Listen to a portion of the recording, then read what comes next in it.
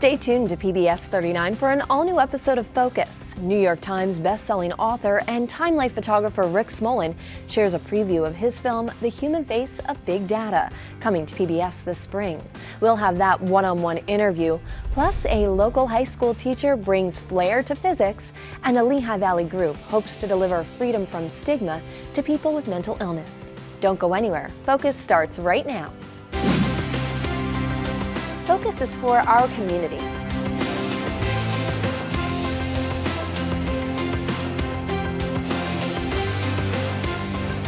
Focus showcases the people, The places, and the issues that matter to you. focus on what matters. You never know what you're going to see when you tune into Focus. Support for Focus is provided by Univest, Banking, Insurance, Investments, Fellowship Community, continuing care with spirit, and by viewers like you. Thank you.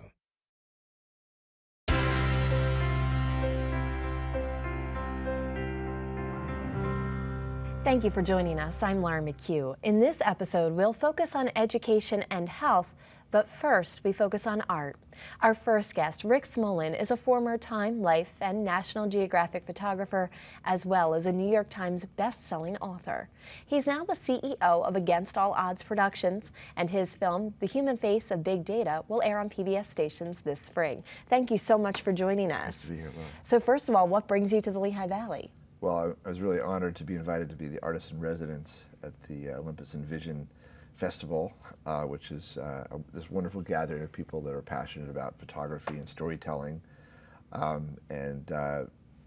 guess the invitation sort of encompassed several things. One of them was an exhibit of pictures that I shot for National Geographic about an extraordinary young woman who spent 9 months alone with 4 camels and a dog, walking 2,000 miles through the Australian outback, which has just been turned into a feature film by the Oscar-winning producers of The King's Speech. Very surreal to watch your pictures sort of come alive. So that's one of the things. There's like 4 different things that I'm doing here as part of the festival. But that's an ongoing exhibit that our viewers can see at the Banana Factory. It is. And it's based on your book, From Alice to Ocean? There's actually 2 books now there's actually several books. Robin herself wrote a book called Tracks. And Robin's the woman featured in the photographs? Yes, and extraordinarily brave young woman. The thing that was very interesting about this journey is you would think someone that was going to go out and survive alone in the outback for 9 months and travel by foot and sort of use her own wits to overcome obstacles would be a very brave person. And yet the way she describes herself in her book Tracks is that she's a coward, but that unlike most people that let the things that frighten them become sort of a negative center of gravity, she has this weird attraction towards the things that frighten her, not in a sort of masochistic way, but to see, is that really worthy of orienting my life around, but in other words, always avoiding that. So I mean, I was so inspired by this young woman and smitten with her. Very gorgeous, beautiful, intelligent, quirky, different person than anyone I'd ever met. So it was sort of my year of also growing up. I was 28 years old at the time. She was 26. And the book, I believe, was published in 1977? The National Geographic came out in 78. She did her trip in 77. Okay. She wrote Tracks in 81. And then it became this sensation. 1 million people have read Tracks. And then Hollywood jumped onto it and said, oh, we should do a movie. And first it was going to be Julia Roberts. That never happened.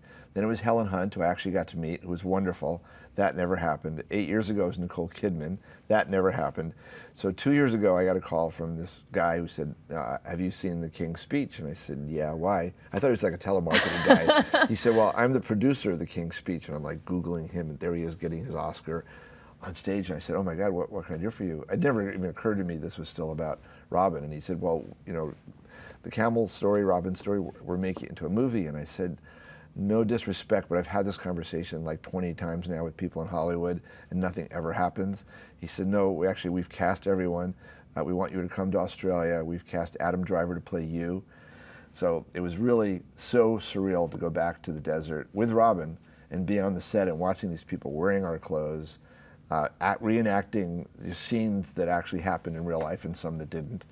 It was, you sort of pinch yourself thinking, is this like some kind of weird hallucination? Like someone's playing me in a movie. I'm not dead yet. I didn't murder anybody. So anyway, the movie Tracks is on Netflix now. It's free. So any of your viewers can just go to Netflix and watch Tracks. And so, for our viewers in our community, they can go to the Banana Factory yes, and and see the original the pictures photographs are there. that inspired Yeah. the books and then inspired this film. And of course, as the CEO of Against All Odds Productions, you do a lot of that now. Your new film, The Human Face of Big Data, and in fact, I think we have a trailer available to show our viewers Great. now. Okay.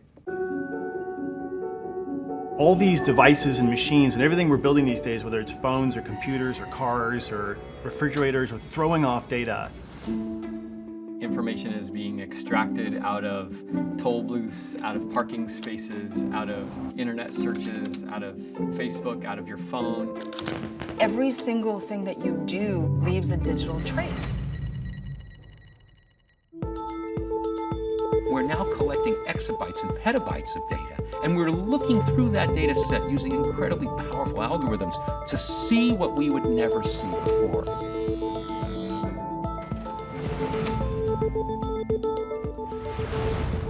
The whole world is being recorded in real time. It's the data that creates understanding and knowledge. We're beginning the age of collecting information from sensors that are cheap and ubiquitous, that we can process continuously, and we can actually start knowing things. So the more information we get, the larger the problems will be that we solve. Every powerful tool has a dark side, every last one. Anything that's going to change the world, by definition, has to be able to change it for the worse as much as for the better. It doesn't work one way without the other. Now, today, it's nearly impossible to be truly anonymous. There are going to be some really interesting questions as people's lives become more transparent. I think that's one of the key challenges of big data. It has so much opportunity for both good and for also really screwing up our system. I don't think it's an issue of climate change or health or jobs. I think it's all issues. What we're going to have to do is think as a community. There's so much chance to improve the quality of life. I think one of the most exciting things about data is that, it's giving us extra senses. We're building this global brain that has these new functions.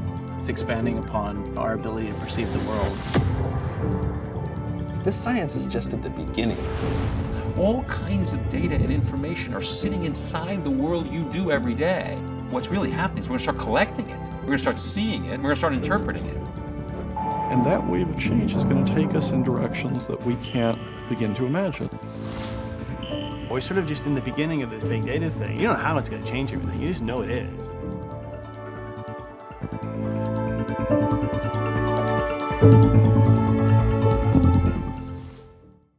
So there is nothing simple about this topic. What inspired you, Rick, to explore it? 2 years ago, I was at the TED conference, and I ran into Marissa Mayer, who's the CEO now of Yahoo. She was then at Google, and she's a wonderful friend. I've known her since she was 23, and she's one of the smartest people I've ever met, and I always bounce ideas off of her. And she said, what are you working on? Anything interesting? And I said, nothing's grabbing my attention these days. And she said, you should look at the world of big data. And I said, what's that? She said, well, a lot of us think we're watching the planet evolve a nervous system. And I said, what do you mean? And she said, all of us with these smart devices, everything we're doing now is being recorded and it's being shared in real time. And some people get creeped out by that. But she said, imagine if you touched the stove and you didn't know you burnt your finger. Suddenly, we now have nerves all over the world, and we're like the nerves. And we have this real-time feedback loop. So we thought, what if we took a team of not only photographers, but journalists, programmers, filmmakers, infographic designers, writers, and looked at this. I think we're watching something that we've never. It's like our species is about to. We're actually capable now of re-engineering our own species. Imagine if you're about to have a child and someone said, I could give your child a 20% higher IQ. I can make them more resilient to disease. I can cure diseases. I can tell you which diseases your child is going to develop during their life and fix them before they're born. Who would say no to that? But what happens when we start going in and it's like children playing with matches, right? We're still pretty primitive beings. My grandfather was born in 1898, and so in his lifetime, we went from horse and buggy to man on the moon. And now, the amount of data that's being generated, the average person today in Bethlehem is exposed to as much information in one day as our ancestors from the 15th century were exposed to in their entire life, in one day. So we've never seen this explosion of data, and now we have the tools to analyze it and learn from it and then change our behavior, hopefully, and fix these big problems. And the film has gotten a great deal of critical acclaim. What do you hope audiences take away from it? I think our goal was to try to spark a global conversation. I mean, I think I have a big fear or a concern because I think right now corporations and governments realize how powerful. This is a brand new tool. It could be a weapon. You know, anything that's got that dual-sided, as you saw Jay Walker say in the promo there, it's any new tool can be used for good or evil. And I'm worried right now that it's corporations and governments that understand the power of it and that you and I aren't paying attention. And I think that we need to be involved in this conversation. So the Human Face of Big Data, the whole goal, we did a book which has become a bestseller. We did an iPad app which won the Educational Webby of the Year. And now this is new movie which is premiering on February 10th on PBS. So I hope it'll get people talking. Rick, thank you so much for stopping by our studios. Thank you. We now turn the focus to education and a local high school teacher who brings a special flair to physics. For more, here's Focus reporter Grover Silcox. Grover? Thanks, Laura. Albert Einstein once wrote, "It is the supreme art of the teacher to awaken joy in creative expression and knowledge." And that seems to describe how Jeffrey Weatherhold teaches physics. Einstein also said that imagination is better than knowledge because knowledge is limited. Well, Mr. Weatherhold uses his imagination to impart knowledge, and his students at Parkland Senior High School respond enthusiastically. Here's a peek inside the classroom and the imagination of Jeffrey Weatherhold. Remember the law of freely falling bodies.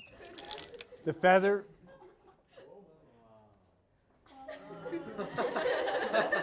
If you could walk into Albert Einstein's mind, you might get an idea what it's like to walk into Jeffrey Weatherhold's classroom. This apparatus here I designed about 20 years ago.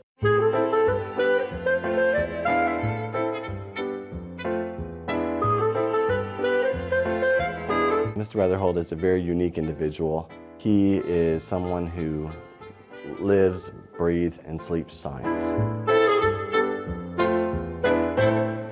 Parkland High School's Jeffrey Weatherhold has spent the last 30 years creating a fertile environment for teaching physics. It's kind of like if a tree fell in a forest. Mr. Weatherhold's class is certainly an interesting one, extremely unique. He has like roller coasters, he has vacuums, and he has everything. Everything to make physics fun.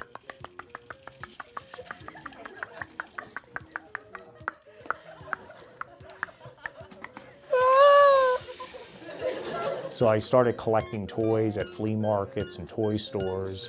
So I figured, you know what, I'm a toy collector, I'm going to start bringing in some of my toys. When I was freshman and sophomore, I always passed by his room and I just saw his room is crazy, packed with fun stuffs. So if I hit the tennis ball like that... He began teaching in 1985 and has been bringing in his gadgets and gizmos ever since. I would say almost everything in there has a role in the classroom. Because where some people might simply see a toy... 1, 2, 3. Okay. Did you hear the first hit? Mr. Weatherhold sees a physics lesson. If you look at the ceiling of my classroom, I have lots of gizmos, many of them made out of Kinects. In this case, Mr. Weatherhold has rigged up a contraption to keep his TV remote handy while demonstrating Newton's laws. We have rotation, we have equilibrium, so when I'm not pulling it, it stays put because there's a counterweight. When I put it back, you get rotation of the toy airplanes. For this AP Physics class, Mr. Weatherhold presents his version of a popular physics exercise called Shoot the Creature, which demonstrates projectile motion. It kind of shows no matter what velocity you launch the ball at, you always end up hitting the creature. Bullseye. Right. Mr. Weatherhold, an amateur artist who makes his own science-themed ties, goes one step further by showing one of his original animated videos to explain how he captured the creature. Let's talk about the physics. Without gravity, I would just have to aim directly at the creature to hit it. Bullet and creature fall together. Mr. Weatherholt! Oh my, the creature's loose. Everyone get out of here. Oh no, oh no. Whoa, whoa. Mr. Weatherholt also takes old gadgets and combines them with new ones, as he did with his 21st century toy chimp and an old wind-up telephone. So rather than having the monkey run on batteries, you turn the crank of this early 20th century generator to operate this monkey. So I have energy that I got from the sun, and then that energy I can put into the chimp by turning the crank. A couple croquet balls and a hanger serve as an excellent prop for demonstrating Newton's first and second laws of motion. You know, as I'm walking, I might see a neighbor. Oh, hi, Elizabeth. How are you doing? I just drilled a hole in each croquet ball and took a hanger and bent it. So I've been using that for years. He picked that up from two physicists during a meeting held by the American Association of Physics Teachers. So that's what's really cool about physics, is the way everything kind of ties together. He really is passionate about what he does, and it's just about expanding the knowledge of science in every which way he can. If you see the study of physics as a set of boring laws created by eccentrics to befuddle the rest of us, you need to find a physics teacher like Mr. Weatherholt. His sense of humor is always there. It's dynamic. It connects the teacher and the students together, and that's the great thing about this class. Okay, all right, so here we go. And it's that magnetic attraction that puts Mr. Weatherholt in a class of his own.